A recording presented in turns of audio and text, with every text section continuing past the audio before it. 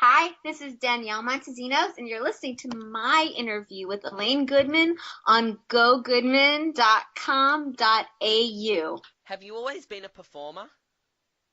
Yeah, uh-huh, always. Even Since, as like, a little kid, apparently I would like lip sync things and dance around in front of my family. So, yeah. is that a genetic thing? No, I don't think so. Like my parents were never performers, so I just think I was always kind of outgoing and crazy in that way. And maybe like I used to get in trouble a lot in school because of this, because I was very loud and always trying to be funny and stuff. Oh, I know how you feel. Yeah, teachers loved me. You do a bit of everything, including comedy, acting, musical theatre, singing, plus you have a passion for all kinds of fitness. What came first? It's a really good question. I started out doing musical theater, which is like probably the hardest in my opinion, because you have to be good at everything.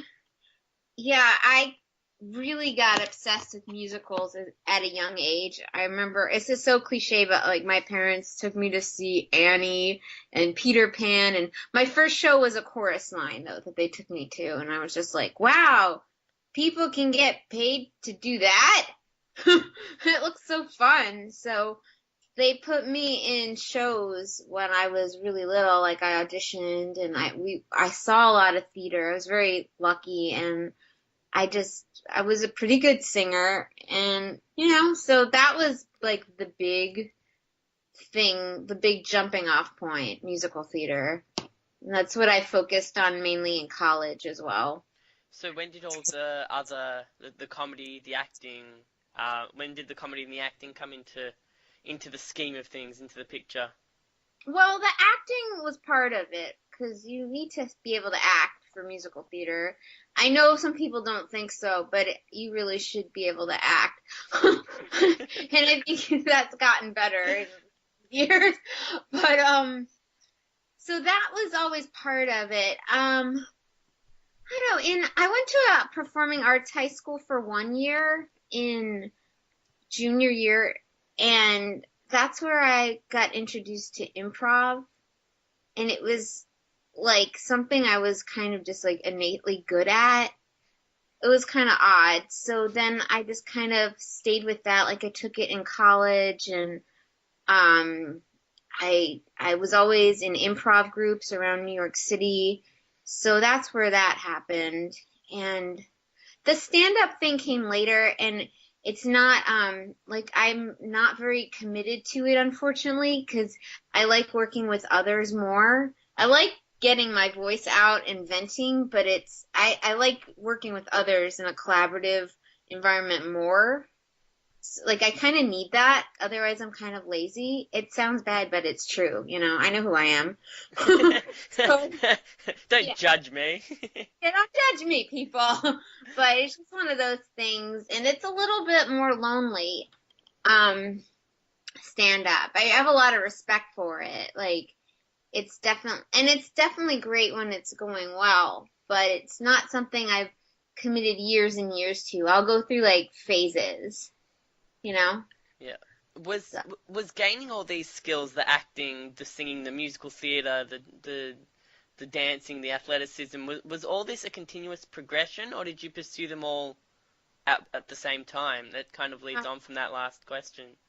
it kind of continuous, and I don't think I'm masterful at any one thing. I mean, I'm probably the best at just acting comedy wise, and I'm pretty good at improv, but like it's always something, all of these skills um you kind of have to keep up with, especially because the mediums are always changing lately. Like when I was in New York, I did a lot of theater, and then I wanted to switch more to TV and film, and that was like, I mean, it's the same thing, but it's different because you're not projecting to a room of 200 people, It's subtle. Like, sometimes all you have to do is think something, and that's enough. So it's hard, like that's hard for me. Like I always have to keep studying that because I'm just kind of like a big person, not by stature or weight, like I'm actually a really small person, but just like facial expression wise and just like getting my point out there. I feel like I'm a big person. My acting teacher thinks it's like a ethnic thing because she has it too. And like you have to like get that out of you. But then like you get that out of you, you book like a theater gig and you're like, "Oh crap. I have to be less subtle," you know. So it's constant work, you know, but that's why it's a craft. It's not just like, you know, okay, I know how to fix a sink. I can do this now. You know, it's like an ever evolving craft, all of those really. So, How do you turn all of those skills into a productive career? oh Jesus, I don't know. You know, I think even with less skills, the biggest thing to have a productive career is drive and being able to sell yourself and being able to kind of pick yourself back up and re-energize after something maybe doesn't go right or you don't get what you want. Like I have friends or acquaintances that have very productive careers that aren't always, you know, the most masterful, but they're just really like the Energizer Bunny. You know, they're just keep going and going, and they're good at branding themselves. And I mean, there's a little luck to it too, but yeah, I don't think it's all just like skills and talent for sure, especially in this day and age, because gosh, like you have to be on Twitter and this and that. And it's like this whole other thing. So there's a lot to it. Your other talent, which I'm very interested in, and from our last group interview, you can probably tell I'm a little bit interested in, you also do a lot of different accents and voices. Do you mind if we trial a few? I don't know. We'll see. I don't know. The redneck burping was, I don't think I could top that. We'll give it a go. We'll try. Plus, I'm a little rusty, so I might pass, alright? Don't be upset with Okay, me. nope, that's cool. Okay, Irish.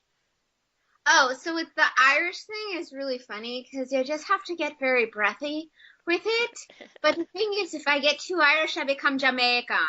So they're very close together. And the thing is, like, a little white girl isn't going to book Jamaican anytime soon. So it's like really useless. But Irish and Jamaican are really close together. Okay. What's a valley girl? Oh, really? Oh, Is that oh, like stereotypical California junior yeah. prom kind of chick? Yeah, like I don't know that like people really call themselves Valley Girls anymore. It was more like an 80s, 90s thing, but it was people, women mostly who grew up in the valley, the San Fernando Valley. I guess they all talk like this, and it was just kind of a thing that people made fun of. So I don't get much call for this, but they're kind of like, oh my God, like, oh my God, so I'm from the valley. And yeah, there's people that talk like that. I guess now it's more like the vocal, what is it? The vocal grind thing, but the valley girl talks like this. So you don't have anyone in Australia that talks like this? Not that's not American. We have one person, but they're American, and they've kind of jumped into our society. Oh, no. um, who did? Oh, I swear I've been watching a show recently that has a character like that.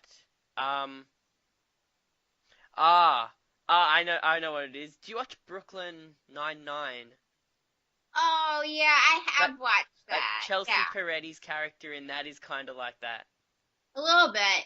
Yeah, Oh, and before I meant now it seems to be replaced by the vocal fry is what I meant to say. That's more how like the Kardashians speak. yeah, and they go up at the end of sentences, and Yeah, but they're they talk like it's that. Like, you know. it's very nasally Fran Drescher-ish. Yeah, sort of. I haven't perfected that yet, but I hear it a lot. I used to hear it in New York on the subway a lot. It was very odd. Like, oh. All right, let's try some more European. How do you go with Italian? No, no, my Italian sucks right now. Okay, Got yeah, yeah. pass. Like there's a few things I can say, but oh, why did my computer turn off? Sorry, hold on. Because I have to stare at the picture of you while we do this. Sorry. Ah, all right. Yeah. Fair My enough. European accents could use some work right now, so maybe, you know. What were Uh, you what about Spanish? like the Italian and the Spanish are kind of in the same boat. My Italian's probably better than the Spanish. I have it on there, but I should probably take Spanish off because I can only really do like kind of Rosie Perez Spanish. But if I try it right now, because I haven't thought of it in a while, it's gonna sound really bad. So Okay, I'm sorry. the last one I'm very interested in. It Oh says no. on your website or one of your resume websites that I've found, it says you can do a young/teenage boy accent. Wow, where did I put? Okay. Um. Did I really say that? Oh wow. That's what I read. I can You try and find it for you after we're done, and I can give you I written proof. well, you know what? During like for voiceovers, I've auditioned for boys and probably not teenage, they're more young, but I think it's gonna sound bad. Let me think. Because I don't want to be like, for 5 minutes trying to get it. But Nelson Muntz. say, Like Nelson Muntz. oh yeah, but like how you do it, like I don't know. Like I've had to audition. I don't know how real those sound, but sometimes they work for things like, oh jeez, like why you gotta be like that? Now I sound like The Simpsons, but like I don't know. My favorite American kind of slang is like gnarly dude cha. Yeah. Yeah. People in California are like, yeah, bruh, this is really cool. And they're not even like that. I don't know. Yeah, you sound like kind of. Have you seen Jimmy Fallon's? He does a skit on the Tonight Show sometimes called Sarah. No. And he does like this full-on Valley girl. It sounds kind of manly, and it's just this really, it's his character. And it's really weird. And she has braces and she spits everywhere. But no, that's yeah. Let's move on. Check it out.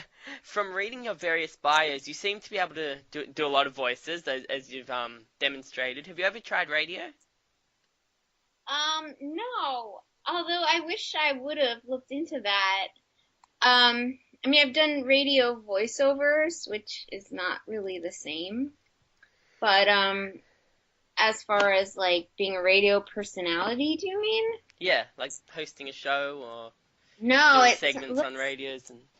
looks really awesome. Like I wish I would have, I mean, I'm not dead yet, so it's not like I can't. But no, I mean that sounds fun, but it seems like you would have to have some sort of show idea like you have, you know. But yeah, I'm open to learning about it. If you ever move to Australia, you can be my sidekick. Aw, thank you. That's so nice. It seems like they're all having so much fun. Like I listen to some shows in the morning and it's like they just gossip and then crack jokes and then like read stupid news stories and make fun of it for like a few hours. It sounds easy, but it takes a lot of preparation, especially if you have like a co-host as well. I mean, the preparation might be a little bit less, but you've got to have great chemistry. So Oh yeah. there's all different things that go into creating a radio show. Oh, I bet. It sounds like, I mean, they have so much stuff prepared. They repeat a lot of it, but like definitely I would agree. It's not all just like thrown together. Yeah. They work hard for the money. Acting has taken you all over America to all forms of the art. What do you prefer, TV, stage, or voice acting? And what are the big differences between these three? That's a good question. I don't know that I have a preference. I think I would like to do more TV. I've done more film than I have TV, and that's been really awesome. Like when you're on set and you're a principal and you're just treated really well, and it kind of makes all the rejection worth it. You know, like you're like, wow, I can get my own breakfast. Okay, you're gonna get it. You know, like it's just like crazy. But So that's, I mean, not just the pampering, but just like the being on set and the excitement and the crew is very exciting. I definitely want to do more of that. My experience, like I have more experience in theater, which is gratifying in a whole other way because you're living the character from beginning to middle to end on stage every day or night. So it's more, you're in more control of the art when you're doing theater rather than film or TV or voiceover where in the end it's edited, so you don't really have a say in how it goes, right? So with theater, I feel like it's can be more gratifying, and then you get instant feedback from the audience, which I love that. So there's nothing better. And then voiceover is really fun too. It's a bit different because you're usually in a booth alone or maybe with another actor. But even if you're in a scene or like you have like a commercial with another actor, sometimes you never even meet them. Like you just do your part or they're phoned in from somewhere else, but usually it's just you alone. I did do one cartoon and it was like four of us in a booth, and then the lead was she was on this line and she was in LA. This is when I was in New York.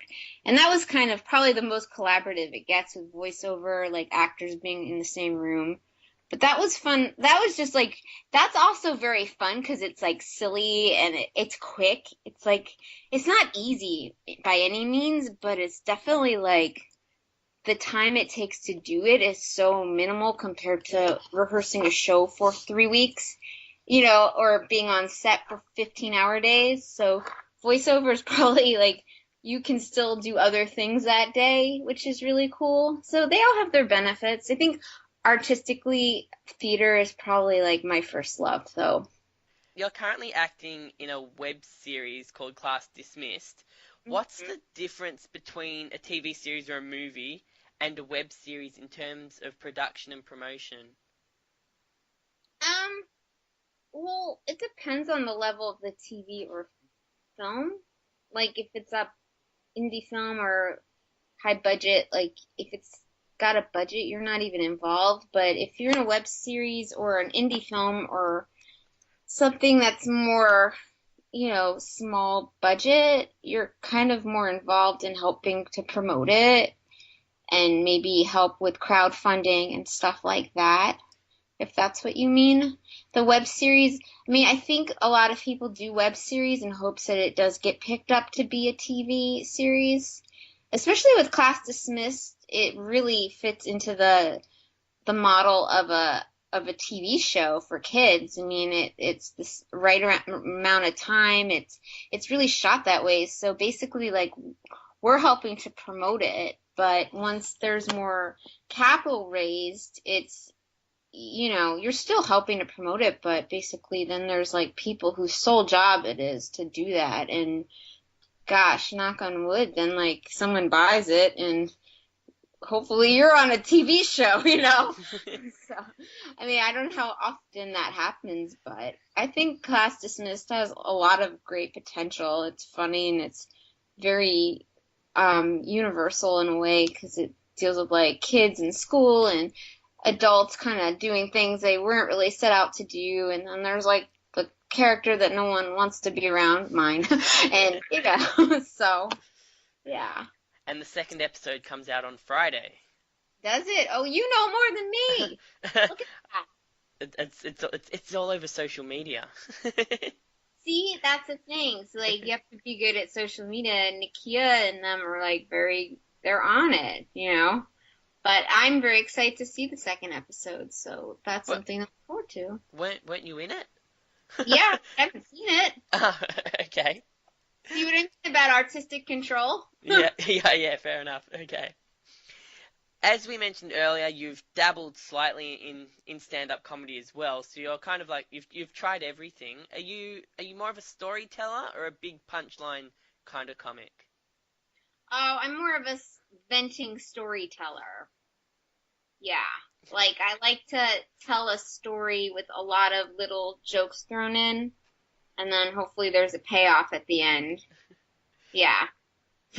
Does that work for you? Yeah, as long as I get angry. Apparently, it's very funny when I'm angry because I'm and my voice, and I get really angry. What can I say? It's funny. How did you enter stand-up comedy? I mean, it's not just like you rock up, unless you're going to like an improv night, you rock up and you get a chance to do 5 minutes in front of a random crowd where everyone else gets a turn. Did you get into it professionally? Well, it's a good question. Basically, for years and years, because I am that storyteller, like in a party or a group or backstage, people are always like, "You're really funny, just like who you are. You should do stand up." Like I kind of heard that for a really long time, and I think at the first point when I tried stand up, I was kind of sick of just waiting for auditions and opportunities. I kind of wanted to try to do some solo work and just try to bring in some opportunities in a different way. And I got sick of hearing people telling me I should do something and then not doing it. It felt like, all right, maybe I should try this. So That's called I, peer pressure. I guess so, but I guess sometimes it can be good, right? Yeah, yeah, okay. Guess so. And it isn't like drugs and alcohol, right? That's later. No. So, Yeah, that's when the career fails in 10 years' time. or it's going really well. I don't know. But, no, so basically, because I was like, I don't really know what I'm doing. It's not an obvious, like, it's not, I wanted to learn how to, approach the work like from people who have been doing it. So I took a class, basically.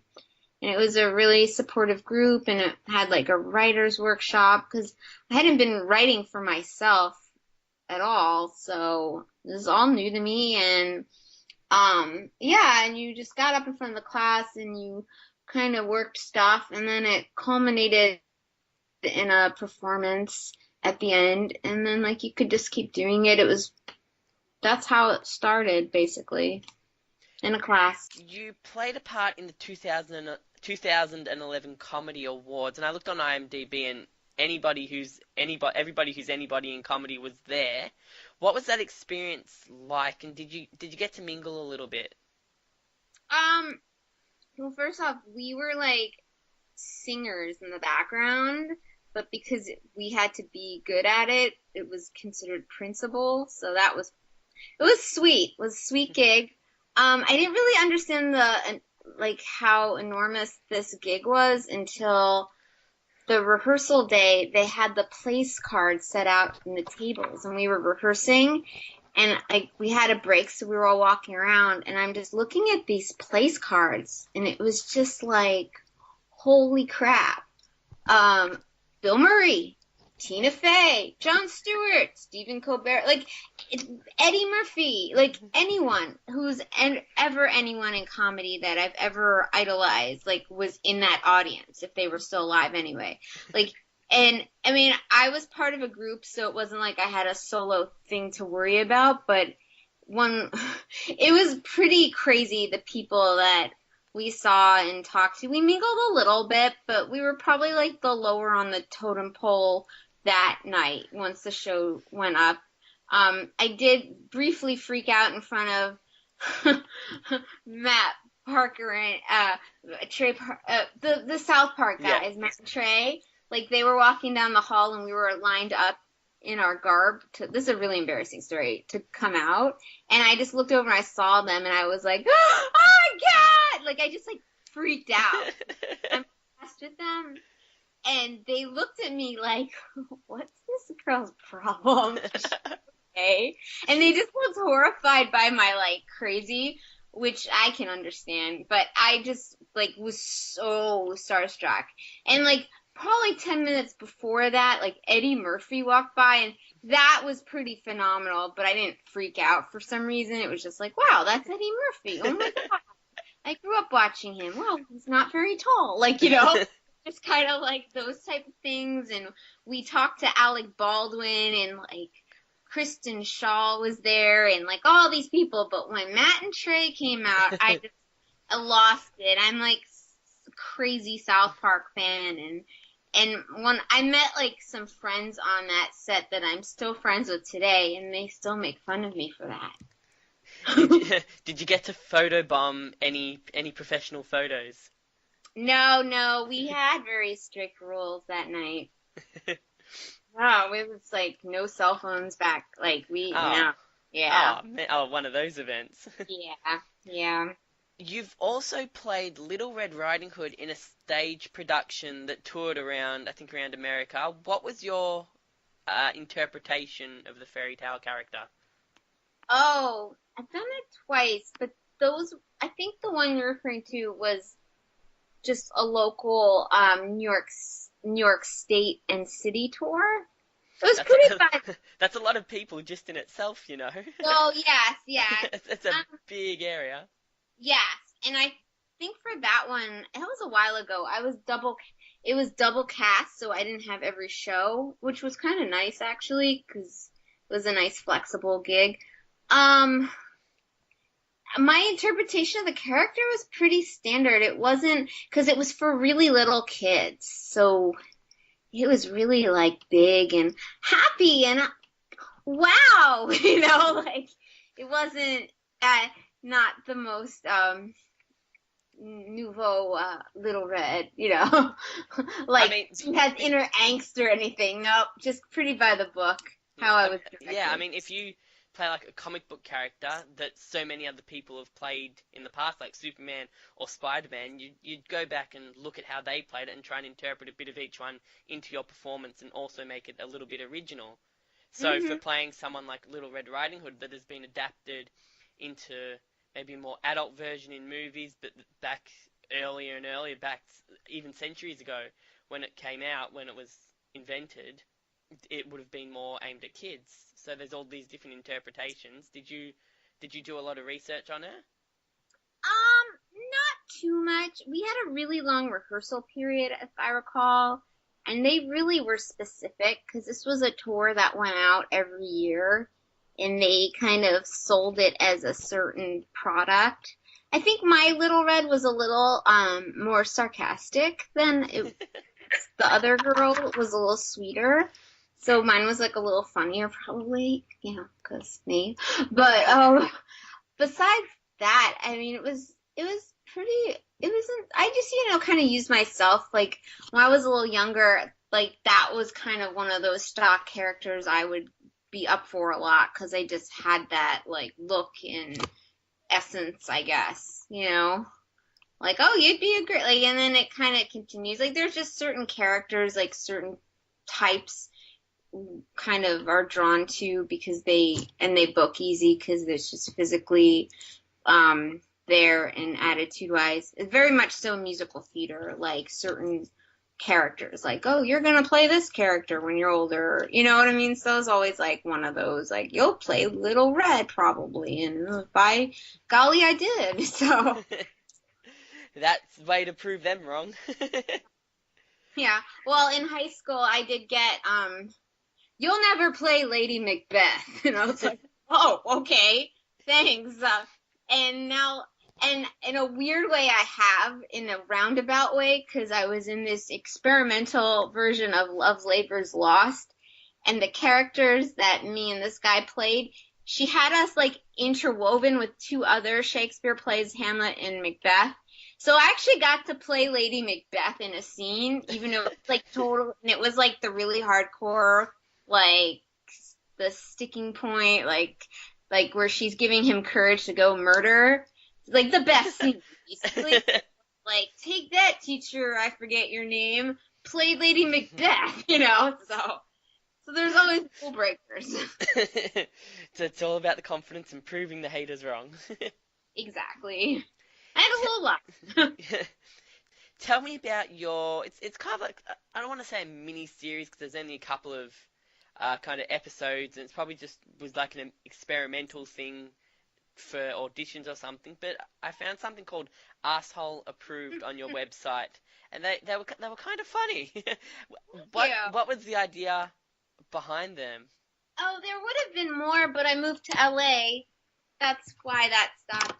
Basically, me and one of my very close girlfriends, were very sick of people. Like this is like right before I moved here, and I was so over New York and rudeness and assholes, you know. And my friend was the same way, and she just moved to New Jersey, and Oh, that's an upgrade. well, yes and no.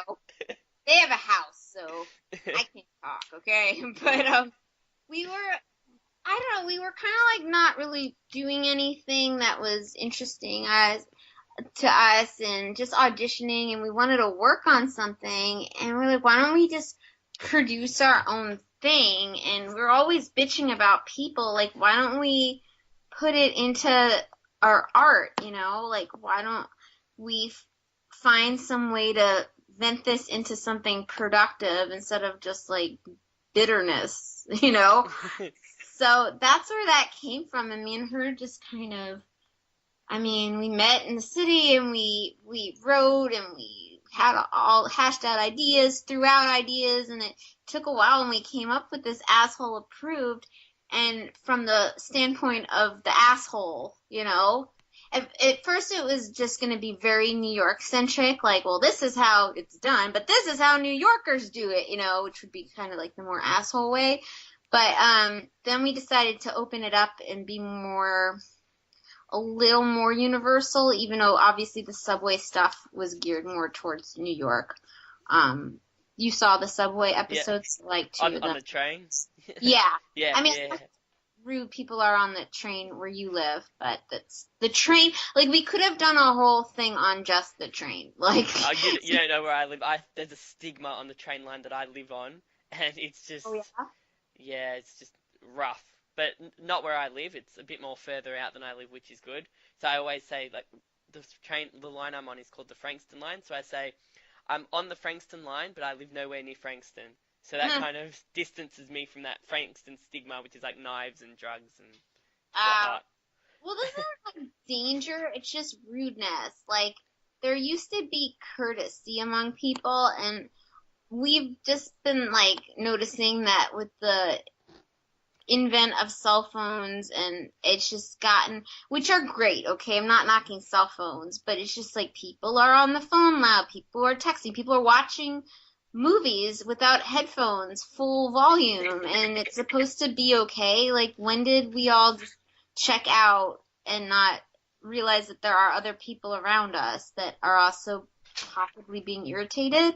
So that's where that came from, and it was a lot of fun to write and shoot. There would have been more, but I had to move away. Will And then there we, be any more? I don't know. I mean, we were thinking it's hard because she's there, I'm here. She just had a baby like 4 months ago, and I don't know if your research found this out, but I'm 7 months pregnant. So Oh wow. yeah. you're, So, you're you're turning into one of those crazy people on the train. You're all uh, this professional life. uh, now I drive, so, and that's a whole other crazy.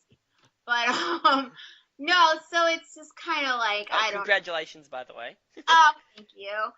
Um, yeah, so things are a little harder to do, but I was thinking we should do like asshole approved mom edition, because I'm sure we're gonna have a bunch of venting about that, and like moms on the playground, and just the weird shit we're gonna encounter in that new realm. So we'll see if there's a way to like do it via Skype and just have it less production-y, maybe. I'll have to ask you about that since you're Mr. Skype. You know more. Hmm. Yeah. But I would love to do more of those. It was like very artistically fulfilling doing everything, and just it turning out pretty okay. So, Was it good for anger management as well? yeah, absolutely.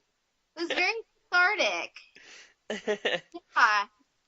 Yeah, definitely. But and like I cast like basically like most of the, like they're all our friends, so it was like fun getting to work with your friends, and they loved working on it too, because it was just like we all kind of have this thread of like, God, I hate it when like you're at the movies and there's that person who won't shut up, you know, like it's just kind of like, so it kind of gets the angst of those situations out a little.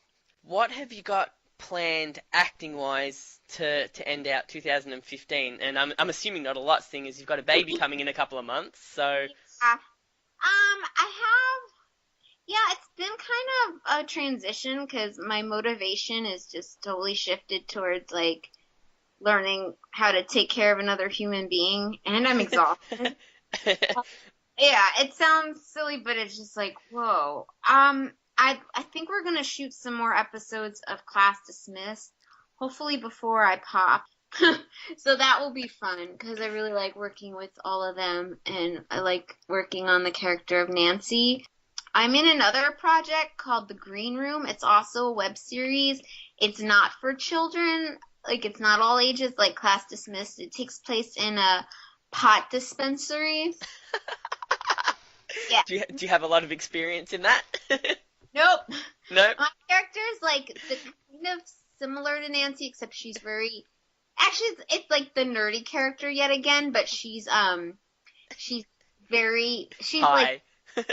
no, she's serious. She's the only one that isn't high. Like she takes the plants are her babies. Like she's like obsessed with them and she knows everything about them and she's like a scientist and like almost like sad when one is sold. Like she's kind of neurotic about that, but kind of the dork. Probably the only one that's not high there. So I know like they're building a set and they want to shoot that. We're gonna shoot a few PSAs in character next month. They're just gonna shoot me from the like collarbone up or the chest up for obvious reasons. Um, but Yeah, that you wouldn't want to take a baby into a pot dispensary, would you? Not a good image. no. But and then like I think they said they would wait until it gave birth to do it, and one of the other women in the cast had a baby a few months ago too. So, and the producers and like the people who are pretty much in charge, they have a son. So it's like very cool because it's like, wow, we could just like hire an on-set nanny and So they're really great understanding and working with Nakia and Thomas on Class Dismissed is also great because they get it because they're parents and I mean Nancy might be pregnant though. I don't know. Like they might be writing that in so cuz it might be really funny. I don't know yet, so that remains to be seen. So that's like I know that's happening and then what other things come my way? I'm not really stressing about it. I'm just kind of trying like in that nesting mode of preparing for my life to be turned upside down. So yeah, I'm kind of like going with the flow right now, which is kind of nice. That's good. That's good. Where can people find you if they want to follow you and see what you're working on when you do work on things? Oh, okay. Well, I'm on Twitter. You can follow me at Kitty Girl. It's Kyttie girl, spelled the normal way. Yeah, I know. I tried to switch it to my name. You can search my name, Danielle Montezinos, on Instagram. It's spelt And the then, Valley Girl way. yeah, yeah. Well, the real Kitty, like Kitty, was taken. And then I tried to just change it to my name, but like, I guess once you have a certain amount of followers, you can't change the name on your account. If anyone knows different, please contact me because I would really like to switch it. And then I have a fan page on Facebook. So, and I think I'm the only Danielle Montezinos on Facebook, or I think so. Like I've looked and it's maybe like so it's pretty easy to find, and I update that more regularly. So that would be great. Thank you in advance. She just kicked me, my baby. Nice. Yeah. She's got the anger in her already. Oh, God help me if she does. Oh, it's a she. Yeah, it's a she. That's good. You have a good influence on her. Yeah. Well, she'll probably speak her mind a lot, but I can't fault her for that, being who I am. So. So we've come to the end of my questions sheet. So thank you very much for spending the time talking Yeah. to me and letting me learn about your life and your different path through the industry and all the kind of cool things that you've done. So and yeah, have a great motherhood Oh, experience. Thank you. And yeah, I'm sure we'll be in touch sometime in the future. Yeah, yeah, yeah. Thank you so much.